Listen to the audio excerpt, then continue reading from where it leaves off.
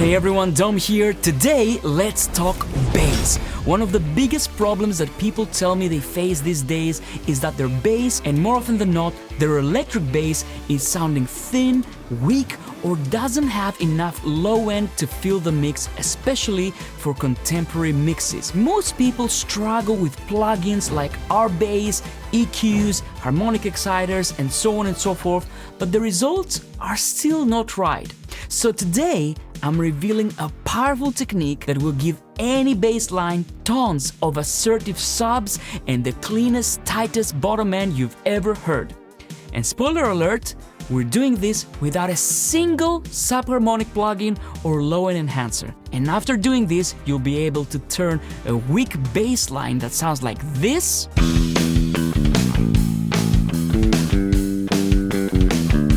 to this.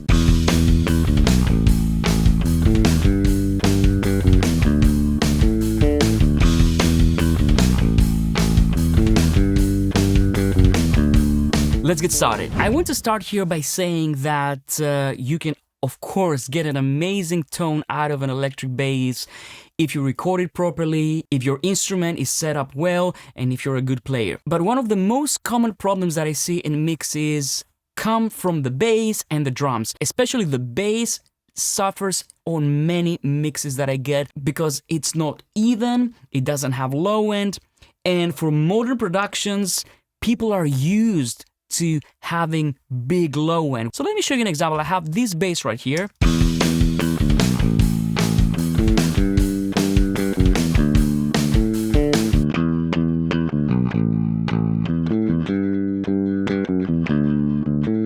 It's very well played, but the low end is just not there.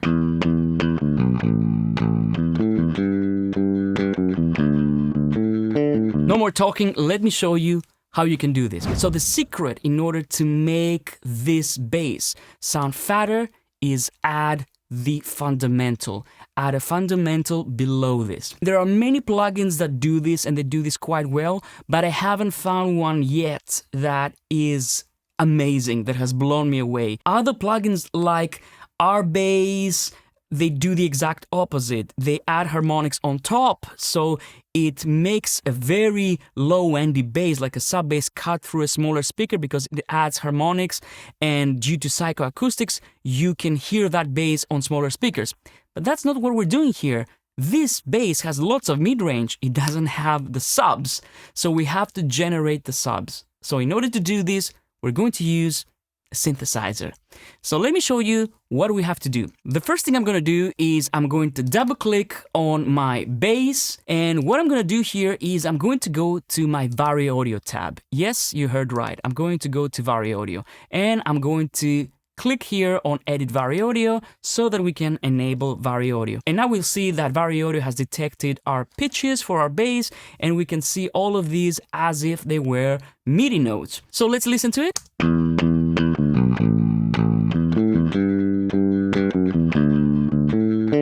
And sometimes I like to tune it a little bit, so I might go to Vari Audio and straighten the pitch and correct the pitch of all the notes. I'm going to hit Command A, and then I'm going to make this 100%. I mean, most of the times it won't need too much unless your bass was completely out of tune.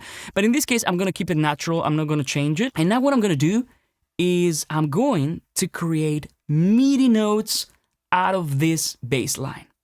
But I know that some of you might know this, but when you do this, sometimes the result is not perfect. And that's absolutely normal. Let's have a listen and let's see note by note what's going on here. Hear that? This note right here? So this note actually contains two notes. So what I'm going to do is I'm going to take my scissors tool, I'm going to click right here at the very bottom, and I'm going to split the note where it should be split. Okay, let's play it. Perfect. So this is F sharp. Let's have a listen.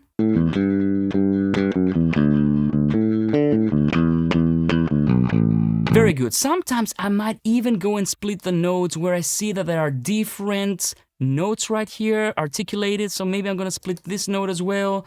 and I'm going to split, let's see, this note, because they are the same note, but they're played repeatedly, right? So I'm going to split this one here as well. In this case, I don't need to be very precise. What I'm going to do now is I'm going to go ahead and create a MIDI part. So I'm going to go here, choose function, and say extract MIDI. And here what I'm gonna do is I'm going to select notes and static pitch bend data. I like to do this so that the pitch follows exactly what the bass played, even if some notes were a little bit off, because it's very common for real basses to have notes that are a little bit off. And I'm setting the pitch bend range to 2 because I only want this to accommodate any tuning problems. I'm going to choose fixed velocity here because I'm not planning on having my sub bass changing in terms of volume. I want this completely steady and like a brick so that I can support the bass line. And then I'm going to use destination as either first selected track or new MIDI track. In this case, I've already selected a Retrologue track that I've already created, and I'm going to select first selected track. I'm gonna click OK, and you will see that, boom, now we have created the MIDI notes for this bass. So let's play it now and let's see what we have here.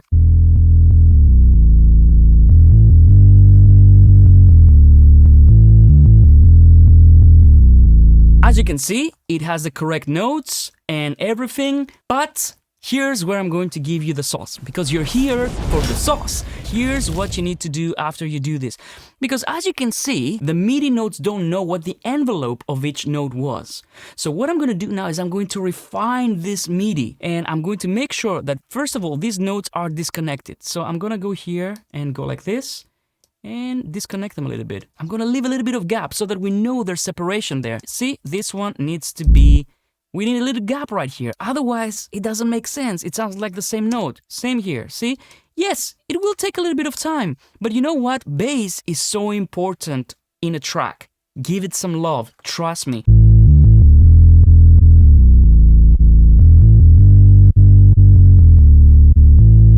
So this makes it really tight.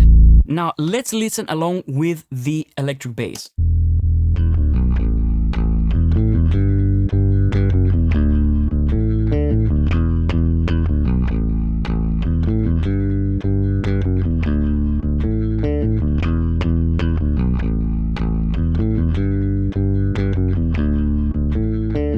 And now what I'm listening for is for any timing problems, because of course the MIDI is good, it's correct, the notes are correct, but there might be some fine tuning with the timing that I need to do in order to make this sub bass sound correct. Because it might be that there's a little bit of pick sound at the beginning of a note and the note starts a little bit after. Maybe the sub bass should start a little bit later as well.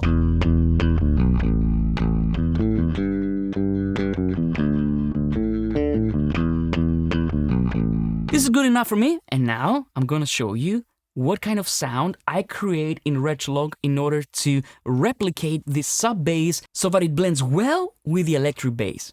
But before I do, here I want to say that all of these Qbase features that I'm showing you here, I show in depth in my Qbase Masterclass that I released recently, and that so many of you have been asking me for years. This isn't just another Qbase course, this is an over 17 hours masterclass I spent a year crafting to turn you into a Qbase ninja. In this masterclass, I cover all the Qbase basics you need to know to get started. Deep audio and MIDI workflows, bulletproof recording, precision editing, deep MIDI tricks for beat makers, film composers, and pretty much everyone. Pro-level audio editing, comping, time stretching, warping, vari-audio, audio extensions, advanced workflows, the Qbase Mix Console, plus Qbase 14's new modulators, sampler track, chord pads, drum machine, and other creative weapons. I'm also showing you power user tricks for film scoring and full guides on how to run external synths and outboard gear like plugins and so much more. My goal is that you don't just know Qbase,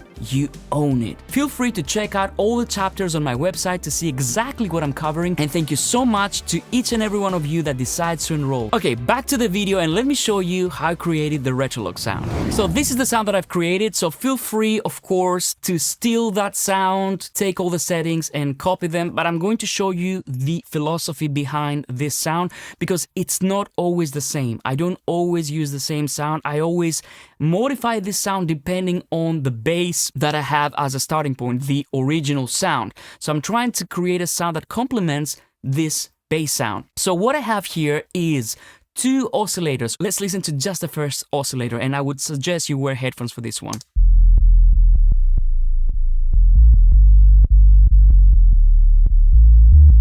So this is just one single oscillator, and I'm using an octave of 16 feet, so that's very low. Now let's try the second oscillator. This is oscillator number 2, and this is a square wave. Wave shape 12 o'clock, you have to set it 12 o'clock because otherwise it's gonna sound thin. See? So that's our mid-range. This is what supports the sub, and this is an octave higher. Together.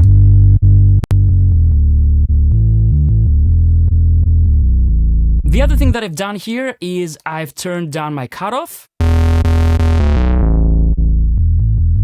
and I've added a little bit of distortion. Now here are some tricks that you can do in order to make this sound blend a little bit better. So for example, if your bass has too much attack, you can actually remove a little bit of the attack right here in your amplitude envelope. So it's gonna sound like this.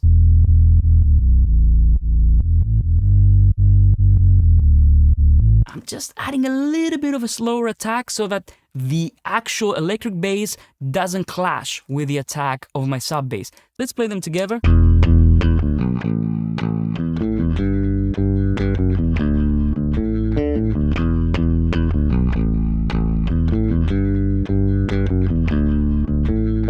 Now if I want to, I can add a little bit of envelope to the filter. You see I have a decay time like this. And this is going to give me a little bit more attack for the sub bass.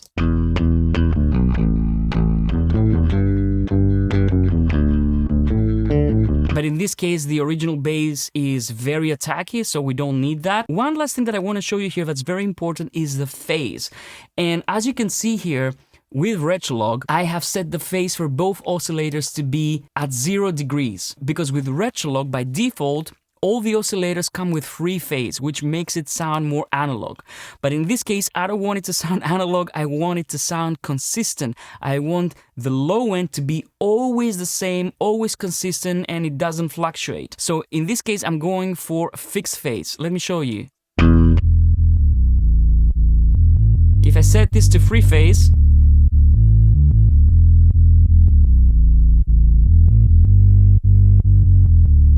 see that it changes ever so slightly when I set it to fixed phase.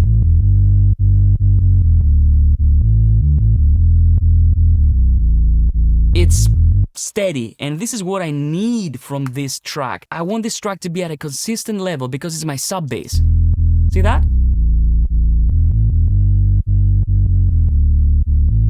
You won't be able to get a more consistent low end than this. If you try plugins, sometimes they sound wobbly, sometimes they sound phasey, sometimes they don't sound right. With this one, you can blend it as much as you want and as much as you need. Again, let's play it with a mix, and I'm gonna bring it in.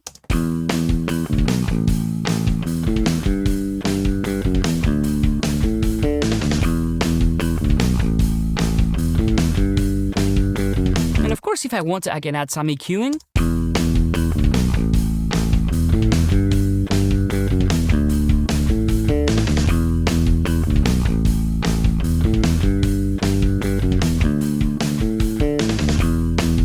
And because the sound is designed so that it doesn't have a character, you will never know in the context of a mix. Now, this is completely bare bones, it's just bass and drums. But in the context of the mix, you would never know that there's a synth right there. You would feel it as low end, you would feel it as bottom end, as subs, but not as a synth. And I can add just a tiny bit of it. can go and add a little bit of tape saturation.